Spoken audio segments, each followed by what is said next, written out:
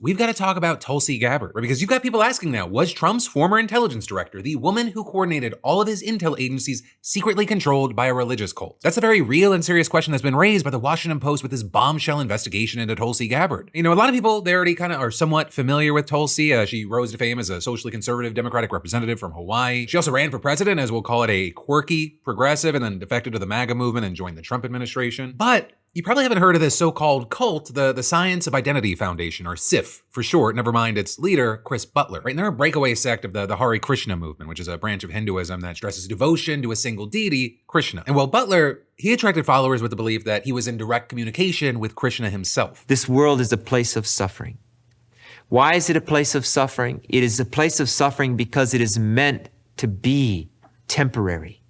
This world is not meant to be eternal. But he's been called a cult leader for a lot of reasons, like accusations that his disciples were isolated from the outside world, that he controlled their major life decisions, that he demanded total obedience, and that the whole thing is wrapped in secrecy. In fact, in 1970, two devotees told the Honolulu Advertiser that they would do anything Butler asked, including take their own lives. And not only is he still alive at 78, Gabbard once described him as her guru, which then becomes very, very notable given his political views. He's attacked Muslims, homosexuality, gun control in public schools, and also promoting environmentalism and anti-capitalism. Now, he has claimed that he didn't tell Gabbard how to vote in Congress, and Gabbard has claimed that he's just a spiritual advisor. Has he been a mentor politically, or is it just spiritually? No, not at all. But you've got Rebecca Salzberg, who worked on digital strategy for several of Gabbard's congressional campaigns, telling the Washington Post that's a flat-out lie. According to her, Butler instructed Tulsi Gabbard on what to say and do as a politician, sometimes directly over the phone, sometimes through memos passed on by his disciples. And to prove that, she actually gave more than 25,000 pages of documents to the Post, including hundreds of these memos that might genuinely leave you speechless. But also, before we get to those, I do need to address one point of contention here, the credibility of Salzberg and these documents. Right, because you have SIF claiming that she's just making all this up to extort $250,000 from the organization. But Salzberg denies that, saying instead that she threatened to sue them unless they paid her for damages that she suffered after getting arrested for housing a teenage runaway that she claims was abused by the organization. But then also, either way, SIF didn't dispute the authenticity of the documents themselves. Instead, they dispute the claim that the memos were authored by Butler himself, claiming that they were actually written by a mix of advisors, including Gabbard's father. And it's hard to know who's telling the truth here because the memos aren't attributed to anyone specific. But the Post reporter found numerous pieces of evidence suggesting that it is Butler, such as biographical details in some of the memos that point to Butler, or passages where Butler appears to speak in first person. Moreover, Gabbard's father and the senior disciple who claimed to author many of the memos, they were open about their involvement in her campaigns, which led to the Post reporter asking, why would they, in other moments, shield their private advice to her behind anonymity and encrypted documents? And so you have him arguing that the more logical explanation is the one that Salzberg gave. The memos are anonymous to mask Butler's identity if they ever became public. But with that set up, let's get into the documents because it is juicy. Okay, so the first thing that needs pointing out is the way that many of these appear to be written as if they have control over what Gabbard does. You have one memo about a plan to partition Iraq into 3 states, for example, saying it was, quote, time for TG to come up with this idea. Meanwhile, other memos appear to address Gabbard directly, like this one that criticizes her planned statement about an address that Obama gave to Congress in 2015, saying, in the first place, nobody gives a shit what you think about his State of the Union speech unless you're going to say something of interest. Adding, you're not even trying, you've become really intellectually lazy. There's also a 173-page document from 2014 titled TG Issues that compiles advice for Gabbard on dozens of political topics. And so you have that containing lots of imperatives like start introducing bills and need to get on it and hit hard, stop being weak. And so the Post reporter compared those memos to Gabbard's record in Congress, and what do you know? There is a clear correlation. So for example, a 2014 memo pressed her to propose a bill penalizing countries whose citizens fought for the Islamic State, writing, get it started in the morning. You need to be the leader in this regard. Don't dick around. And then the very next day, Gabbard put out a statement, and the next week she proposed a bill. And the memos also appear to have orchestrated her media appearances. And so for example, in 2015, one advised her on what to say during an interview with Wolf Blitzer, by giving her the line, it's not a boo-hoo, I don't get to go to the party situation, Wolf. And what did she happen to say on CNN later that day? That's really the issue here. The issue here is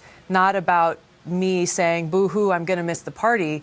The issue here is one of democracy. And in fact, SIF supplied prep for at least 32 TV interviews between 2014 and 2016. And reportedly, Gabbard quoted them almost verbatim 24 times, with her using different language, but promoting the same ideas the other 8 times. And in the meantime, you also had a memo criticizing Gabbard for seeming insincere, writing, it's like she's trying to express something artificially. I don't feel anything from her. It's more like kind of remembering talking points. Which, yeah, my guy, it seems like you're the one feeding her these talking points. At least that's what it seems. You might as well have your hand up her ass, flapping her mouth, and like criticizing her for being a puppet. But that aside, Sif also appeared to dictate what Gabbard posted on social media, or with a senior disciple in 2014 emailing her with a subject line, important to do, must tweet around 9 a.m. Then there was a pre-written tweet telling Obama to bomb Islamic State fighters attacking a Kurdish city in Syria, noting that, quote, every word of the tweet language is approved. And what do you know, bada bing, bada boom, Gabbard tweets it out verbatim that same day, emailing back, sent tweet. She even made follow-up posts tagging senior administration officials just as the email also instructed, noting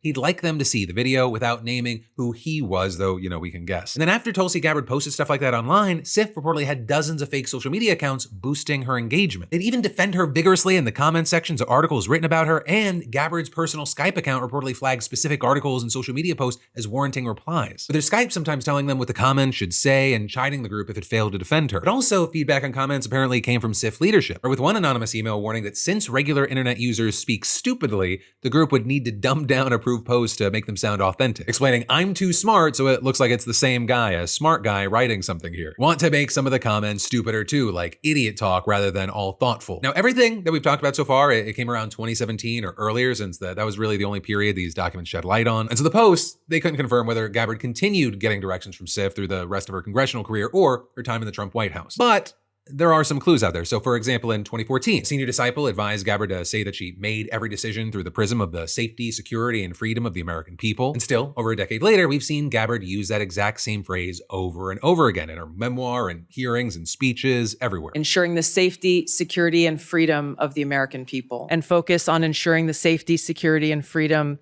of the American people. And to ensure the safety, security, and freedom of the American people. And so you have people going, you know, we're in this situation. If any and all of this is true, if she has been secretly taking orders from an alleged cult while overseeing the nation's intelligence agencies, that's more than just a little concern, especially because the so-called cult leader, the guy who was allegedly behind all the memos, the guy who Gabbard called her guru, he's fucking crazy. I mean, among other things, and I'm not all trusting of intel agencies, but in one lecture, Butler reportedly warned that those intel agencies were filled with demonic, power-hungry madmen who wanted to use psychic powers to control people. Now, with all that said, as far as Sif, apart from, you know, just simply denying the claims made in the post-investigation, they also claim that they're expressive of anti-Hindu bigotry. They're basically arguing that Gabbard's association with the group only seems sinister to people because it's Hindu and other religious groups wouldn't be treated that same way. But the counter-argument there for many is that Sif isn't an ordinary group like the Catholic Church. It's a cult. But also more than that, it's arguably far from transparent about its relationship with Gabbard, which is a big problem, especially if she's the intelligence director. Which also, like, on that note, the announcement last month that she would be stepping down, it came just days after the Post reporter notified her about the imminent publication of his investigation. So whether that's, you know, just a coincidence or something